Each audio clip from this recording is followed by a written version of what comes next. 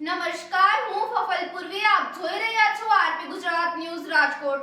રાજકોટમાંથી મોટી ખબર સામે આવી છે. રિસેટ વેલ નામની કંપની દ્વારા કરોડો રૂપિયાની છેતરપિંડી આચરાઈ હોવાનો ગંભીર ખુલાસો સામે આવ્યો છે. લોકોને દર મહિને 5 થી 7% વળતર આપવાની લાલચ આપી મોટા પાયે નાણાં વસૂલવામાં આવ્યા હોવાનો આક્ષેપ સામે આવ્યો છે. આ મામલે એક સાથે 21 થી વધુ લોકો માલવીયાનગર પોલીસ સ્ટેશનમાં ફરિયાદ નોંધાવી છે. ફરિયાદીઓના જણાવ્યા મુજબ કંપનીએ સમયસર રિટર્ન ન આપતા તેઓ છેતરાઈ ગયા હોવાની શંકા ઊભી થઈ હતી. પોલીસે ફરિયાદના આધારે વધુ તપાસ શરૂ કરી છે.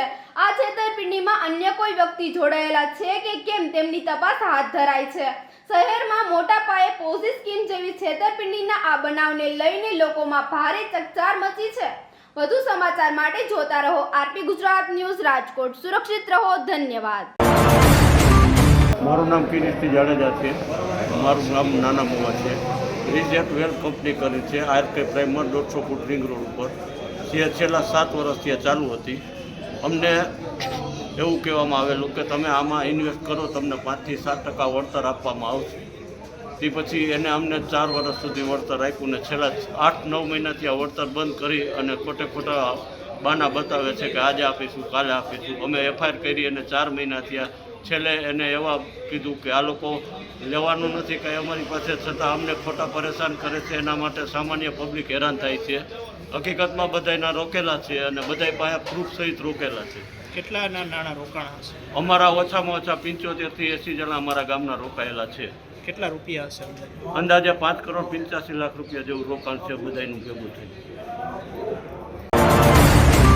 ધનરાજસિંહ જાડેજા. મુદ્દો એ છે કે 21/7/2025ના રોજ માલવીયાનગર રાજકોટ પોલીસ સ્ટેશન ખાતે એફઆઈઆર કરવામાં આવેલી હતી રિસેટ વેલ કંપની સામે, જેમાં રોકાણના નામે છેતરપિંડીઓ થઈ છે. 40થી વધુ લોકો દ્વારા ફરિયાદ કરવામાં આવેલી છે અને વધારે લોકો ભોગ બનેલા છે. તેથી અમે કમિશનર સાહેબને રજૂઆત કરવામાં આવેલી છે. 3 મહિનાથી વધારેનો સમય થઈ ગયો છે. આરોપીની ધરપકડ થઈ નથી, તેથી વહેલી તકે ધરપકડ કરવામાં આવે.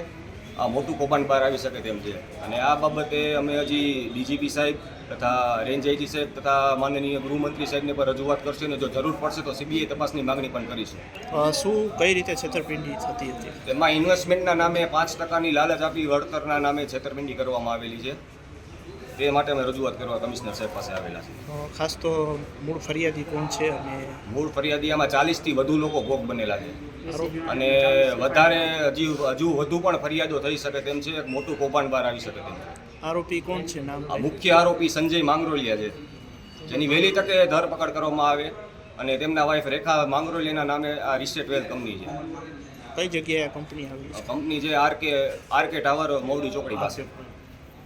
અને કેટલા સમયથી આ પ્રકારે કરવામાં આવતું હતું? આ ફરિયાદ થઈ 21/7/2025ના, એટલે 3 મહિનાથી વધારેનો સમય થઈ ગયો છે અને ઘણા લોકો એવા છે જેની સાથે આ છેતરપિંડી થયેલી છે. આપનું નામ, આપનો હોદ્દો? હું ધનરાજસિંહ જાડેજા, એડવોકેટ છું.